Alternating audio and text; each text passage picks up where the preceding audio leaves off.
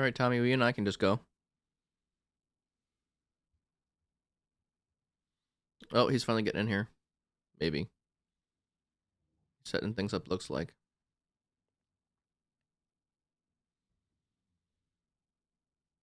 I see something in OBS showing up. I don't know. You were there and then it left. And then there's a new one showing up here. But there's nothing. There's no video for it.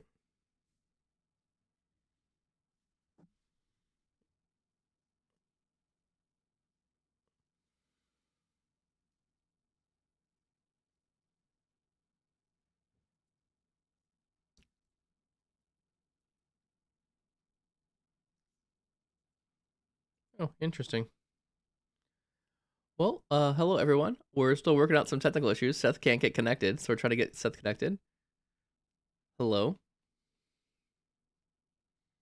We'll keep trying some things here, so hang tight. We're still working on it.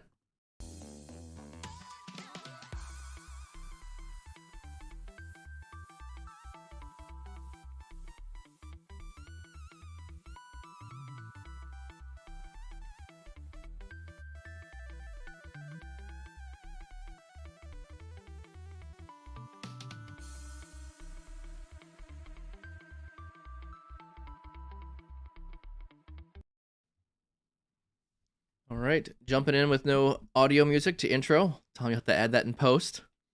We're gonna give it a whirl. We're having some technical issues this morning. Tommy and I were on earlier. Seth is having some internet issues right now, so we had to kind of pinch hit, grab a new screen, and get going. There we are. Sorry about that. Sorry about the delay this morning. We'll try and get in with it. And I'm gonna do a clean start here for Tommy for the audio, so he can just kind of chop it and go. So, good morning, everyone. Welcome to the Explicit Measures Podcast with Mike and Tommy. There you go. We brought it in there. Exactly. So just kind of jumping into the podcast pieces. Tommy, any kind of news going around? There's anything that you thought was interesting across the Power BI space, things to talk about, things to update about?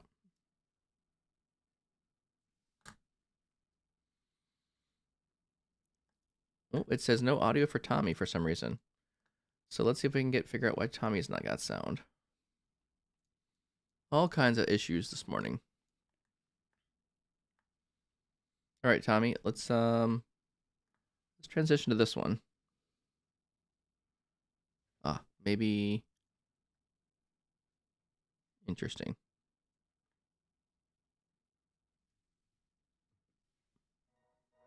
Let's try this one. All right. Tommy, any sound now?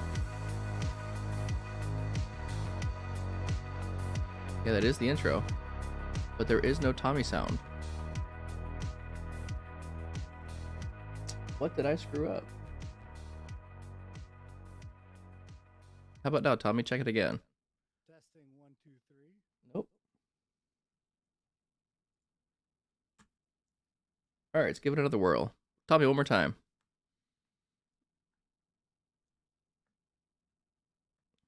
Man, we're having all kinds of issues this morning. For those of you who are joining live, apologize about the horrible experience. I don't know what's happening.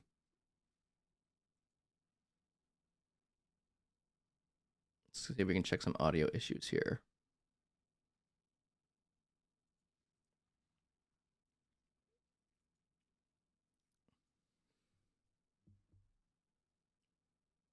Why are you coming through that other channel?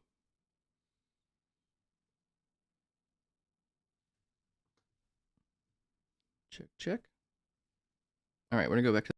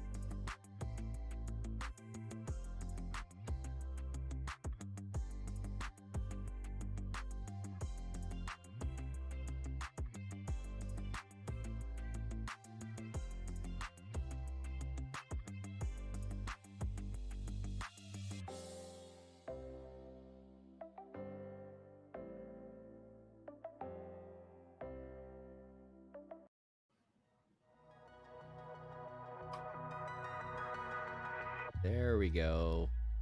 Good morning, everyone. Try number 3. Internet has been challenging for us this morning. Good morning from the Explicit Measures Podcast with Mike, Tommy, and Seth. We're going to see how this goes. So everyone seems to have internet now, or I think we're good to go. Let's rock and roll. Let's start off with quick little introduction stuff. So new things announced or things that are coming out here recently. Hopefully everyone can hear everyone. Let's do a quick audio check while we're here as well. I see Tommy's bouncing the audio meter. Seth? I'd say happy Tuesday, but the trolls and the internet are out. Anyways, we made it. We figured it out. No big deal. Whatever. We're here. Oh, man, that was fun. Thanks for everyone for staying on. I hope this isn't indicative of like the rest of the day. Oh, it could be bad. Otherwise, it's going to be a doozy. So seriously. So just the last over the weekend, this is kind of the recent announcement. Actually, last week I announced the new tool that's been a collaboration project between myself, Dieter, and James Bartlett around doing DAX quick measures. If you haven't seen the project, we actually have a couple YouTube videos. I started a season 2 around DAX quick measure templates or quick DAX templates. Should be a really interesting project. Basically, it allows you to be able to parameterize your DAX statements and lift them and shift them to any data model that you want. So I've been doing a couple YouTube blogs around that. Think that would be pretty cool. Anyways, with that, let's jump into our very abbreviated topic today because people got to go and do work things today. So we're going to try to extend it. Tommy's got to cancel some meetings in order for this to go longer. Hopefully no one forgot to watch this anyways. So jump in today with our topic today, Tommy. Give us what's the topic for today? What are we talking about? Yes. So we've talked about this before, but really we're talking about planning, workspace creation, and management. We got the inspiration from Melissa Coates, Coates Data Strategies. She put out an article just basically about what the criteria goes into a workspace in Power BI. When you should create one, who should be able to create one, yep. And basically what goes into it. And really what we want to talk about today, as we had our own internal discussions, was, how does that actually look in a sense, what we've seen in organizations that we've worked in? Do we kind of agree with that? And then also, what do you do when it's great when you fresh start off creating workspaces in a plan, yep. But what happens when you already have the unmanaged content? There's a lot to go on there's a lot here to unpack, right? So I'm gonna start maybe some of the basic parts around workspaces and what. Let's just define what they are for those of you who are not super familiar with them.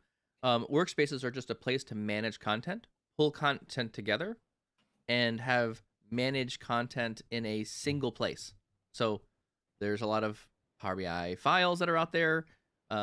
You're trying to group them into a single place, single location. That is really the gist of what a workspace is. Initially, and I think this is actually changing here a little bit. There's some stuff on the release plan that it has been previously one audience, one workspace. That's it. It's basically one place. So, that's kind of how you. Are you going to finish that thought? Well, that was one audience for what? Well, what's on the release plan? What release plan? Sorry. I should finish that. Actually, the other half of that. Yeah. On the release plan, there's supposed to be multiple audiences or multiple. You can kind of pick and choose what you want to share. And from the release plan, they're talking about you can have one workspace that could be multiple audiences. Like you're thinking, like this is my HR team. I'd have reporting for HR. That would be one audience I would give reporting to, or I might have my operations team. I'll have one group of reports that I'm going to give to them. Previously, I'd had to make 2 workspaces for that, and that's actually how deployment pipelines work from dev, QA, or dev, test, and prod. I think you get 3 separate workspaces, but now they're changing that a little bit and allowing you to have one workspace, multiple audiences, picking the assets that people can or cannot work with, which I think is a good move. But that's going to change kind of how we govern workspaces, I think. Yeah, it's interesting too in the role of the workspace, because I remember back in 2016, 2017, the white papers that you could actually download from the Power BI doc site was literally a white paper, it was a Word document. I remember one of the early ones was Power BI governance approaches. And it talked about workspaces in depth. And I remember talked about trying to focus workspaces, like why you should create a workspace based on projects or specific needs rather than too broad of like from a department point of view. I disagreed with that back then, but it's interesting if you were to have a workspace now. I think how a lot of people use it, and I would want to hear what you guys think. I think most organizations, most Power BI admins probably create workspaces based on teams or departments because you want something to be static, but rather than like a project based. I think a mistake earlier on in this part is allowing people to make workspaces on their own a little bit more freely instead of having more of a governed process around it. I think most of the organizations I've walked into, there's been very little to no thought around how workspaces get deployed or developed. So it's just kind of out there. There's just a whole bunch of workspaces that everyone can kind of like, here they all are. These are all the workspaces. So would you be a proponent of disabling that feature, that capability? I think right off the bat. Man, that would be great if you could actually just allow a subset of your users to do that. Man, if there's a You setting can. inside admin portal that would give Something- that to you. yeah.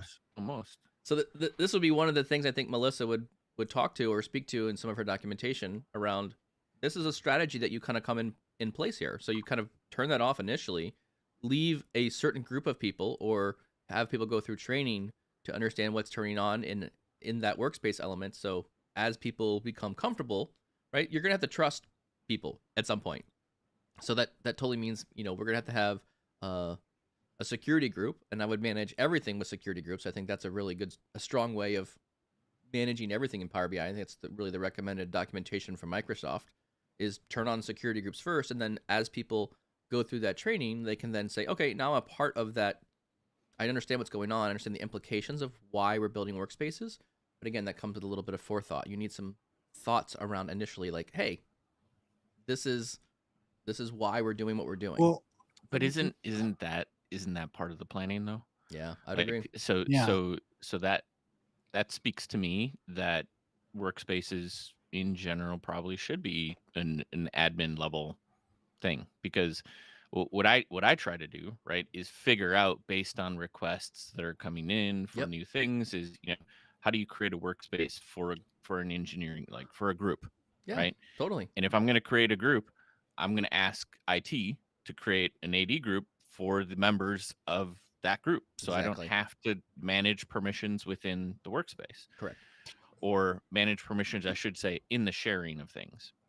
yeah. So actually, I want to take a quick step back with when we talk about workspace, and I know there's apps as well from sharing. Well, let me ask you, if you were to give your elevator definition of what is the role of a workspace in Power BI, flat out, straight up. Okay, so Oh. go ahead, Seth. Let Mike talk. No, Seth, go. Go, Seth. The role of the workspace is to combine a collection of report artifacts that I can share with a wider audience. But it's predominantly for, well, I think there's two roles, right? I'm the BI team, and I create content for other groups where I would be bucketing as many of those in a sizable realm. And that's the fuzzy logic here of like, don't make your workspace naming too small, because then you can only stick certain things in there. And then you have a lot of folders, right? Like workspace sprawl, you got to find all the stuff and then alternatively, you don't want to have a workspace called company workspace and add everything in there To the one thing, yes. right? Yes. Right. So you're trying to limit it down so that I can manage content I'm sending to organizational units. The other side of that would be there are teams that are going to be building reports that they need access to that still fit within that realm. So maybe it is one and the same, and I just talked myself into like So- it's an organization of reporting objects that you share with individuals or wider audiences through apps. So this is where I'm a bit torn. Tommy, you asked a good question. What is a workspace? I think it's the This is my answer, not good enough. Right? No, I think it's a good question. Well, I like your question. I didn't like the answer. So. No, it's fine. I agree there. I think I take more of a spin on this around Power BI embedded. So I think my area. So if I think about how Power BI reports are created and made, I think the workspace is great for that. I think how they're shared, I typically prefer sharing through the app, right? So sharing through an app is how I would typically want to distribute my content. And if I think about the spheres of people that are building reports, or the bullseye, right? There's a couple data modelers at the center of your data modeling, right? There's a couple people that are really good at data modeling, and then beyond that, there's a larger group of people that are able to do the report building. So let's call this a model with a thin report, and that's kind of the general pattern that I'm used to seeing. And I think the largest ring that we're talking about here is people that just need to consume the data, right? These are the people that are just trying to get access to this information. They're accessing it potentially through Teams, through embedded applications, dare I say SharePoint. Like, there's other places they can go get the content, but I think in order for those to be embedded well, I think we're talking, I mean, your company is pretty much 100% adopted. The share is through a published app that gives you that layer of between what the workspace is doing and everything else.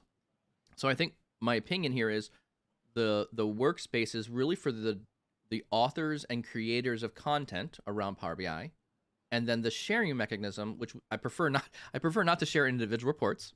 I prefer not to share through my workspace, the one that's just for me. I prefer not to share the entire workspace because I don't want to give everyone access to all reports on workspace. Maybe there's some in dev, maybe there's some I don't want to turn on, and so then I'm sharing that stuff through the app. So to me, the workspace is a group of people who are going to be authoring and managing the creation of reports, and then the sharing mechanism happens somewhere else. So Does that agree with my statement, or I think it does. that's what I think thought? it's- That's what I thought. I think it's a refinement of, like, I mean, I think so too. Yeah. Okay. I would not probably share. I don't prefer to share a workspace to people to go see the reports. I don't like. I 100% agree with Yeah, no, yeah. and that's maybe was the So- point I was distincting. The Yeah. distinction I was saying there. So because I think there's a difference between the use cases and what you can do with the workspace, and again, what a role. Yeah. Like the very purpose of the workspace. And from I think from what Melissa's talked about, and from what we use, it's basically the business or the logical organization of your content in Power BI. Yes. Whether again it's your sales content or your marketing content, the ability to make sure that one, from the report author, that you can actually know, like, okay, we're publishing a report for our product team. Do we have a workspace that kind of geared to them? Is it more for sales? But I think more so too, because we're talking a lot about the sharing side of it, is also for the ability to manage who's publishing, especially if you have premium capacity. The role of the workspace is that organization, but also that sub management, where you may not have someone who is you're a global Power BI creator, but maybe you're doing your self-service. You have a data champion or your center of excellence where you have someone kind of hybrid. Well, they shouldn't be able to publish in a workspace, nor should they have access, but they should at least maybe have editabilities to have that role that the Power BI admin can govern. And we talked about this as well with the security groups. If you're doing Power BI Premium, you can assign the premium capacity. So that's the only way it can be shared. Okay. So premium makes me nervous because I've been into organizations where premium shows up and everyone just says, oh, premium works great. We're going to use premium on everything. We can share this stuff with a bunch of free people. Sure. Like, yeah. And so, like, I've seen issues where we start turning on a P1 SKU where everyone starts putting everything on the P1 SKU and everyone's like, well, Power BI is so a little slow now. And I keep getting all these failure and refreshes. And like, so that's where I think like there's like two tiers to this workspace piece, right? There's one where you can give people access to it, like members. Again, this is the hierarchy of admins, members, contributors, and then viewers inside the portal.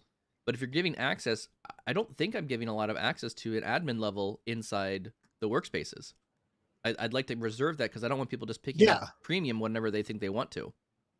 Yeah. So I think that talks about, do you guys actually do, or do you see, what's more common, to have a hierarchy of users in a workspace where you have like a Power BI admin, workspace admin, Power BI creators, and then viewers? Is that a common scenario that you see? What is the most kind of common way you see workspaces managed by users? Good question. I think for me, I struggled a bit with the levels of permission within the workspace because I was thinking about in context with sharing, and it's not. in my mind, right? Mhm. I have different members of the team that are part of content creation that I don't want to give permissions to, right? Mm, Like it's the tester. It's the person who needs to like Mhm. see that these reports are tied to a different model to know where to go, that I want viewer role, right? I never understood viewer role before that. But like ultimately you have yeah, different levels of like, I don't want you to get in trouble in this space, right? Like, and that I think is the delineation and the fantastic ability of having different levels within the workspace, but it's still management of the workspace. And just for clarity, I think the reason, sorry, hair. Um, the reason, I think we're making the line the line between don't share workspaces is because you create problems for end users in like, where is my content? You don't want to have them go like, I have to know that this report is in this workspace and I'm going to go access it and view it there. You just simplify the end user experience, I think, when you're sharing directly or using apps, especially, right? Because then you can create content as it relates to an end user and business.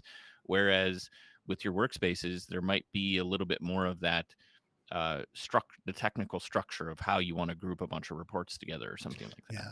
So I find it interesting that the way that I guess a lot of us organize workspace based on department or teams, and those don't really change consistently or frequently at a company. When we establish our workspaces and we create our, in a sense, our prod or gold workspaces, Yep.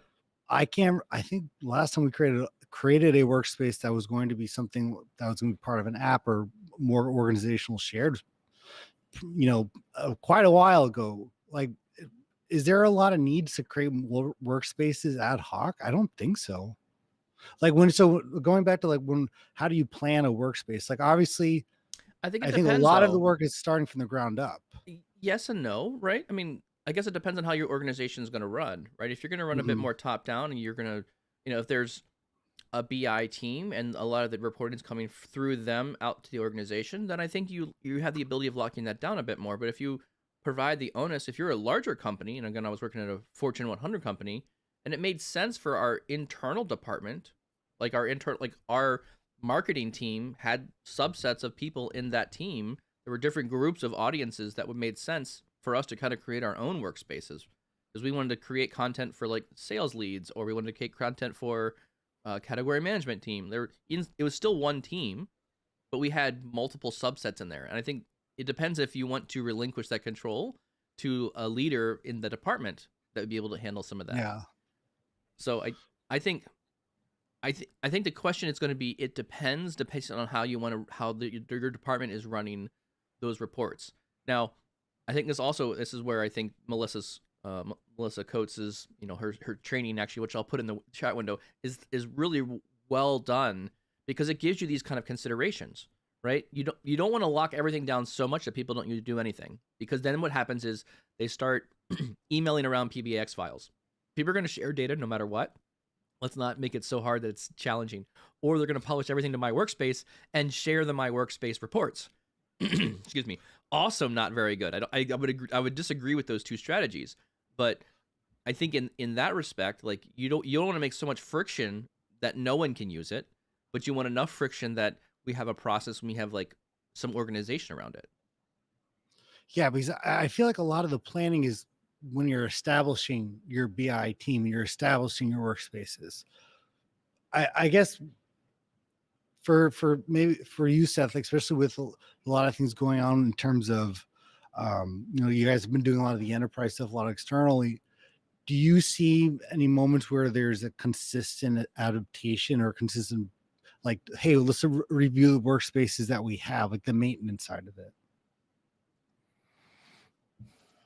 No, I mean, it's simple from where we're at because we're doing a lot of external embedding, right? So Yeah. at this point, it just becomes part of the BI team. You have a dev or a test workspace and your production workspace, Yep. right? So that's probably the simple side of Yeah. workspace creation versus I think a couple things as we branch and open it up to the organization on a wider level. to me, it sounds like a very simple, straightforward thing to just shoot out a doc that says, if you guys want to create workspaces, here's the easy path to do that. Here's the thing I need to know, and make it an admin level thing. Because I'd rather like you create a workspace and people can go to town, right? Sure. Or maybe as you roll out Power BI in an organization, another great one would be roll up a group of people that all belong in the same, org area, and you create a sales workspace, you create a marketing workspace, you create a shared workspace, so the organization already has that top level thing, so you don't have what Mike is talking about with my workspace. And for Mhm. novices out there, like, you don't want to share content wider in an organization in my workspace, because nobody can access that workspace. Yeah. So if you Except leave, you. if you do Yeah. something, you're like, all the stuff you did is buried in that spot, and it becomes more problematic when they disable your account and Yeah. all the reports stop. Yep. Right. That's why you don't want to use my workspace outside of just like, hey, what do you think of this report, before I publish it into a shared location where a team has access to the same artifacts. So ultimately, I do think it's more of an admin level thing. As long as Yeah. you're simplifying the experience for end users to be like, hey, do I need a workspace, premium or non? If you don't know how to answer that question, it's non, right? Like, Right. and all the Yes. tick boxes that you as an administrator, want to keep in line, and maybe pre-create, like I said, some big bucket ones. I think it's a better approach as opposed to the Wild West, because if unless you're gonna take the flip side, which is only, you can't though. I was just gonna say, like, is there a path where you have the BI team creating a set of workspaces in a certain way, and then everybody else, can do whatever they want? The problem is you're still creating just tons of Yeah. content in different locations that could be shared with everybody, and that would be a little messy. Not And saying it can't work, yeah. This is And very interesting. yeah. So I'm looking I at the don't chat know. here from YouTube, and Melissa Coates is actually jumping in here, and she's giving some Yay! really. Hi, Yay. She Melissa. stayed. Thanks for hanging around with us while we goof around with the internet. Melissa's giving some really good feedback. There's a lot of good conversation going on, and it's talking to these points, right? It's talking about, there is a viewer role on a workspace. Should we actually really be using the viewer role for anything? Is that something that is legit? And so Melissa's thinking, well, if it's a very small team, kind of a very small group of people, the viewer role might make sense, right? It might be a very subset of thing, but that may not be something where we want to put our stamp of approval. And this is where I like a lot of Melissa's training that she goes through about data governance, really talking about like these, when we talk, there's like multiple data sets going on here, right? There are data sets that are like, these are the standards by which we run our company. These are governed, metered, SLA based data sets. They're important. And then there's kind of like the rest of everything else, right? As talking to the Matthew Roach's pyramid, right? There's at the apex, there's those couple golden data sets that are very important to be accurate and to run the organization. I think those workspaces are very limited, and then those are very metered as far as who can edit those workspaces. And you display the content through a Teams, through an app. I think that makes sense. But as you work your way down the pyramid, as things become more organic and kind of self-managed, like people are building Excel sheets, they're loading data from Excel sheets, they're doing customer-specific reporting potentially, or reports they're going to give to the customer. Those might be a smaller team of people. I mean, I could totally imagine some of your key customers get some of their own reports.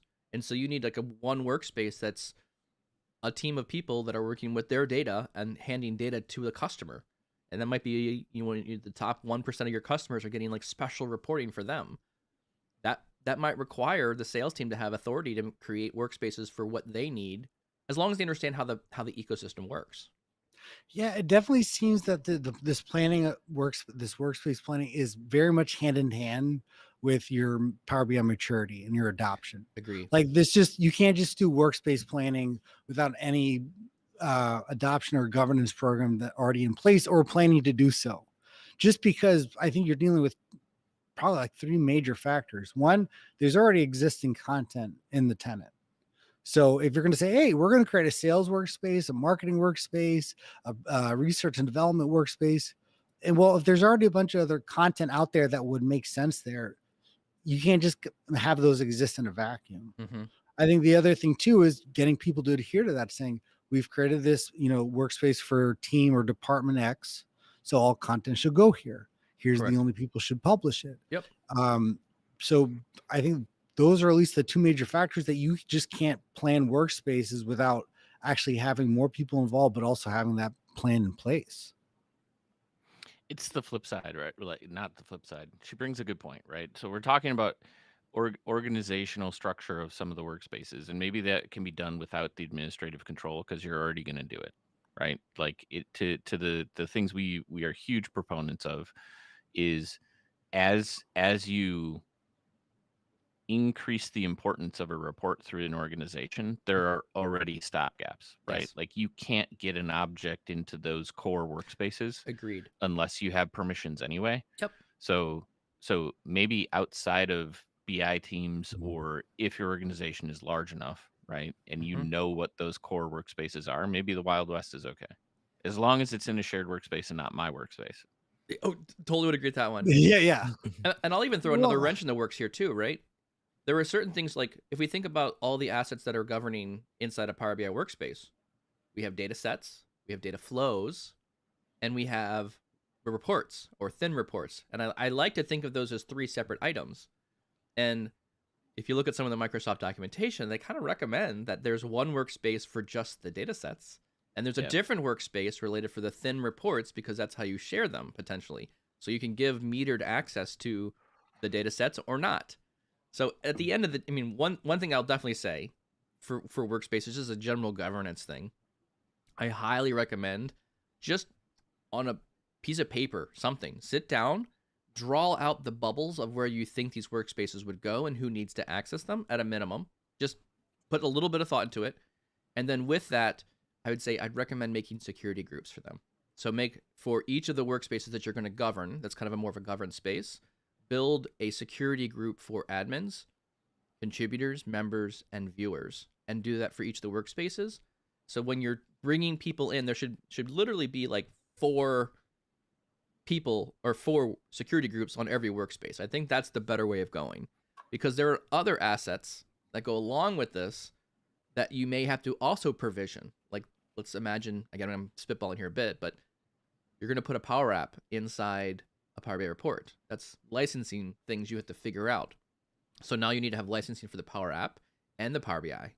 Or you're going to have a OneDrive location that's going to house the files that you're going to use for the workspace. Again, you want to make sure that the security of those people who are accessing the reports have the access to the underlining OneDrive. So when you start talking about this layering effect of these different things, I think it makes a lot of sense for you to start thinking through these security groups and trying to build them out according to these audiences and kind of per workspace at the upper end of the apex or the pyramid where things are kind of highly governed. Thoughts on So- that? 100%. I 100% agree with that. And just walk through the simple scenario, Yep. right? Yep. You set up your workspaces, call it 20, Mhm. whatever, Mhm. right, throughout your org. Yep. Add somebody you're adding somebody to your team. Yep. You got to go through every Every single single one. workspace and add that person in, Yep. or remove the person who left. Yep. Or now just extrapolate. Like every single time that person needs access, or you create a single AD group for your team, and that automatically Put you in. like they get added and Yep. then they can inherit. It's the same thing with sharing, right? And that's True. where True. I think a little forethought in using Azure AD and those groups simplifies things so greatly. I agree with that 100%. Yeah. So let me ask you guys, we've talked a lot about the My Workspace and kind of that Wild West. What do you do though? Like, obviously it's all nice to think about writing down, planning your workspaces, when you're starting from fresh, so to speak, but what do you do when you already are in a situation where there's already a bunch of reports that people rely on that are in My Workspace that people randomly share, or there's, goodness forbid, content packs, or workspaces that you might Stop swearing, Tommy. Oh my gosh, Tommy!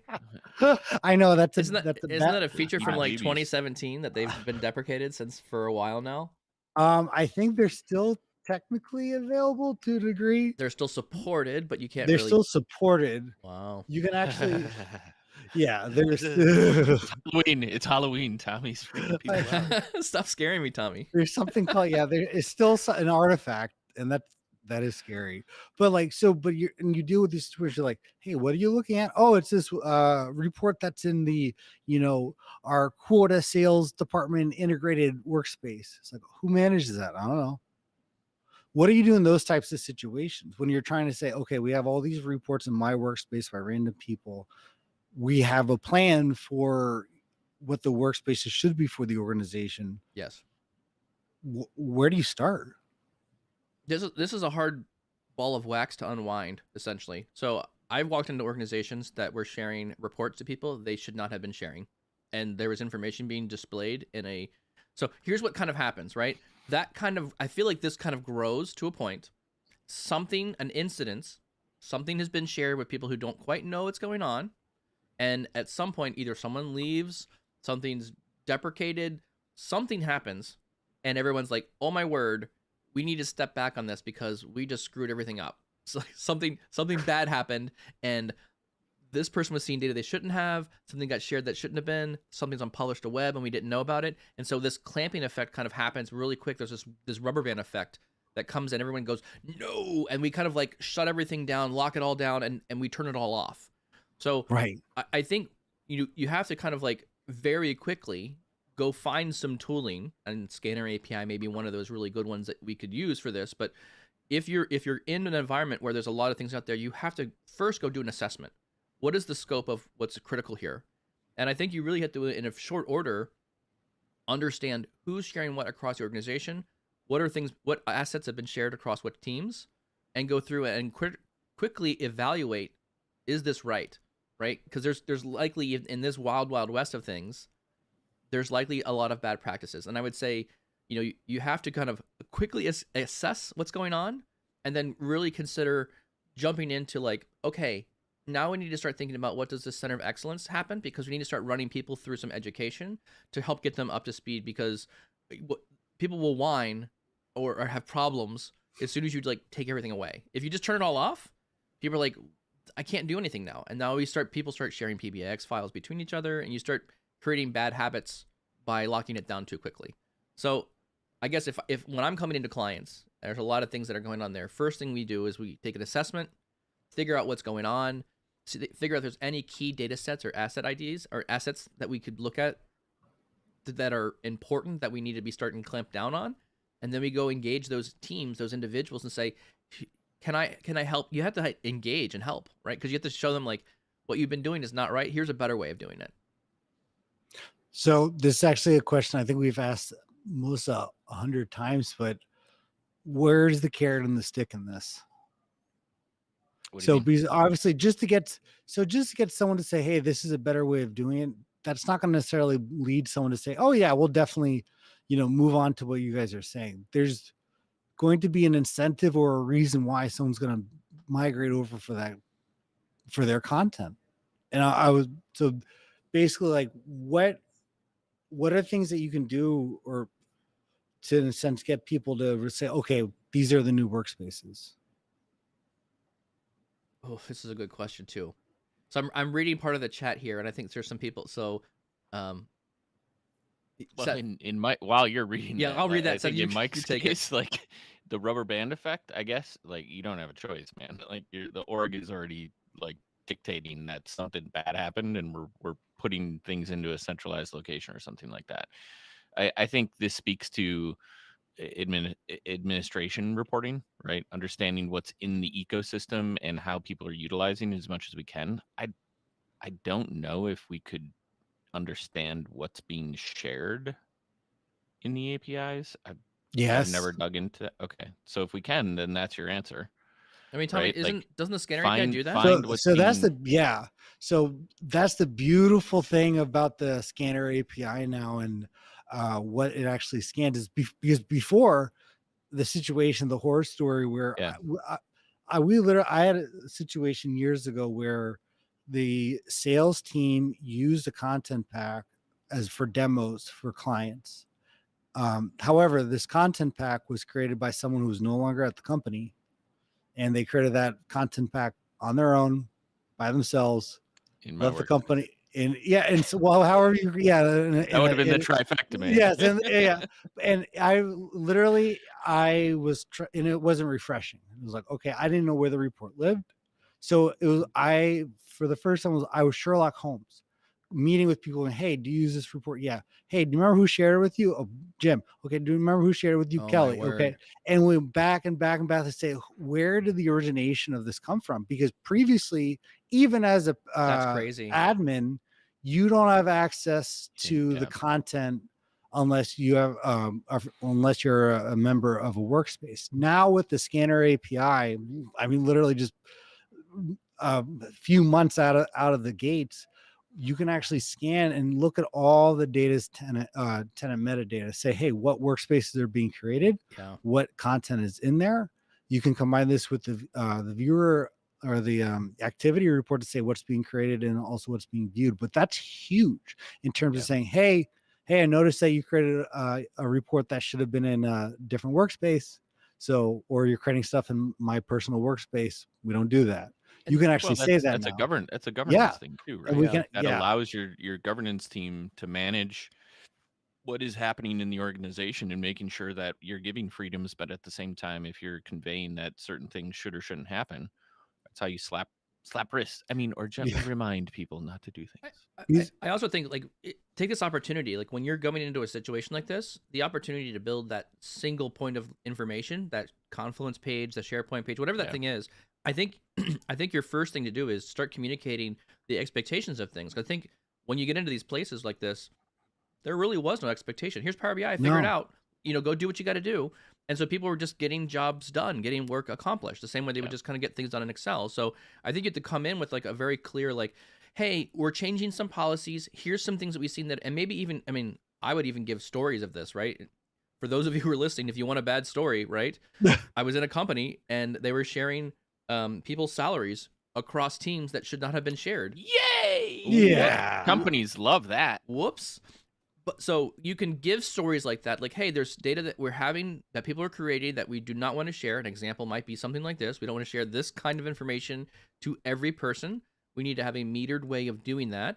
So in lieu of that, here's what our policies are going to look like. And here's ways how we're going to be able to help you, still do your job, but we're going to add some data policies around some of this. And I think communicate that on the SharePoint, because then you can point people to this. Tommy, to your point, run the scanner API, get all the things and what they're shared, who they're shared with, and start hitting those lists. Start with the reports that have been shared the widest, and say, hey, everyone, just FYI, here's some new company policy. Here's what we're going to be bringing on. This is how we're going to handle this. This is how we're going to manage it. And point them to the Confluence page or the SharePoint page and say, here's where we're going to be handling this. If you have any questions, we're going to have I think, Tommy, you guys do it really well. There's a lunch and learn every Friday that's going to help you figure out how to answer these questions. You're going to have to, again, bring that knowledge to the broader part of the organization.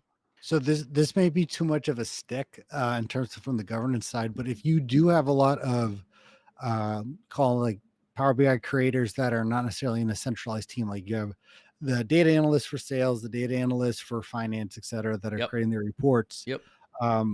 One thing that we've tried to do in the past, or what we've done in the past, is we're giving you access to a workspace. You can publish here. Mm-hmm. However, once every quarter, you basically have to go to a Power BI creator check-in, where we're going to review best practices. Yep. We're going to review basically especially using the Power BI apps. Yeah. We have a theme for every app, because that was something Seth highlighted to me way back, I think in our fourth episode.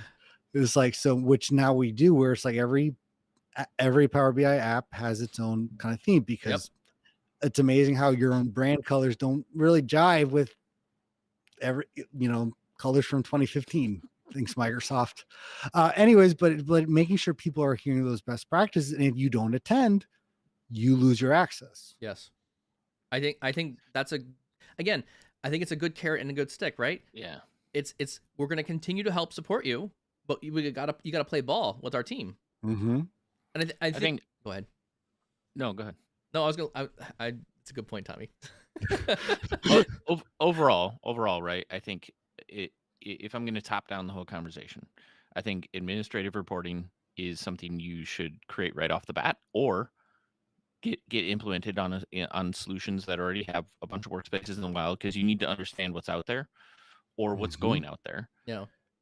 Planning a structure of like how you're going to build workspaces for teams, or promotion strategy of how things should graduate within the company. Utilize Azure Active Directory as much as you possibly can for workspace, team management as well as sharing. Huge proponent, because that removes the permissioning in Power BI. Reorganize and kind of organize the structure of like the workspaces and how you want them created in the organization. And then communication and training, right? Like make sure that people know the types of workspaces they should create or should stay away from, or how they would promote things, or access to utilize those objects better. But ultimately, I think it does come down to a team being able to manage and understand what's out there. So Mike, you avoid, the scenario that you do, where you don't want content shared widely. And then at the same time, you don't have this just massive sprawl within,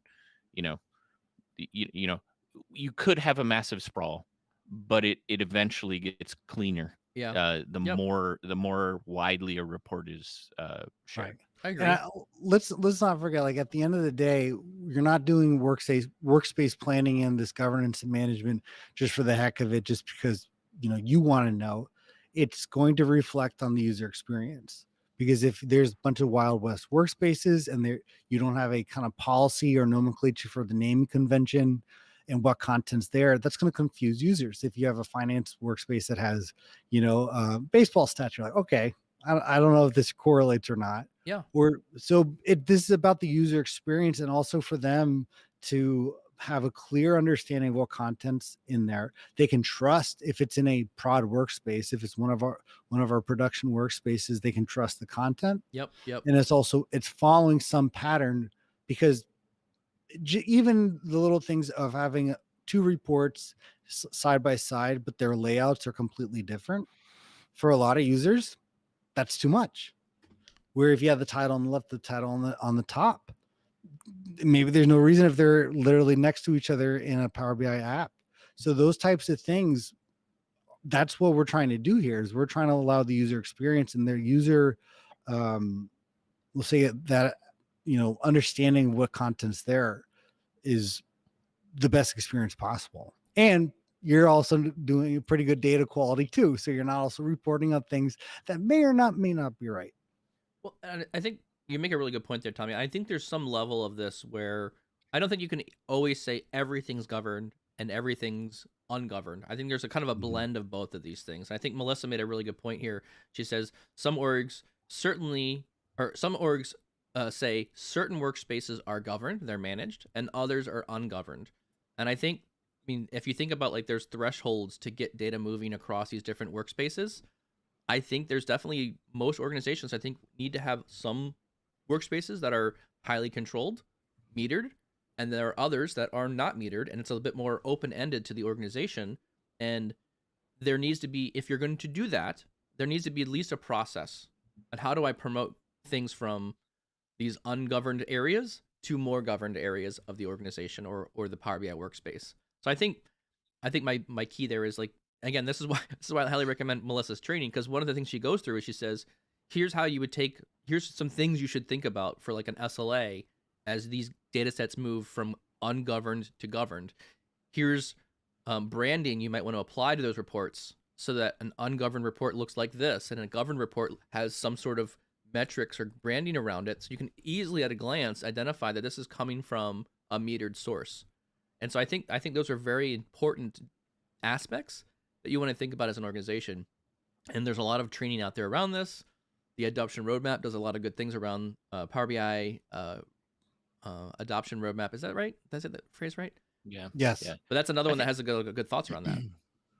In general, I 100% agree. The fantastic thing about not the adoption roadmap and the structure that Melissa's played a huge role in, right, is the key points for people going through these thought processes of all of the different things you want to take into consideration. Mhm. And the material that's out there to help us do that is just it's amazing, right? Because Yeah. there is a lot. There's a lot to think about. There's a lot you can enhance, like put on a roadmap to enhance about your solution. You know, clean up workspaces, create new paths for your organization to streamline, you know, the wider sharing of reports throughout the organization through that escalation process. Yeah.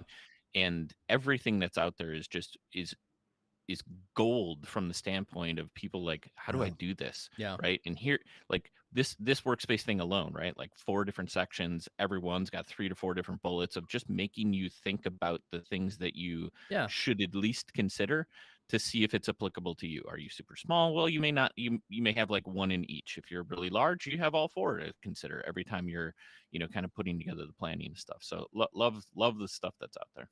I feel like a lot of this too, it depends on what size organization you're in. Because Yeah, I think 100%. I think if you're just rolling out Power BI for a small organization, you're gonna have one guy or one gal who's doing all the things. Like they're gonna model, they're gonna build workspaces. This is Bob's workspace. Yeah. This is Jill's workspace. Yeah, exactly. And then we're fine with that. And you're good with it. But I think as the initiative grows, you know, and when you have the capability, at some point this becomes a larger thing. And I think again, sharing information, culture change, those are things that are real things you need to address and talk through. And so again, you know, I'm gonna take some key points away from this. I'm gonna lean very heavily on Melissa's article that we're kind of talking about here is the workspace planning. You know, think through the 4 kind of key bullet points she points out. What kind of content is it? What's the subject matter? What's the purpose of that content? And can we group content to different purposes? Who is that content being delivered to? What's the distribution method?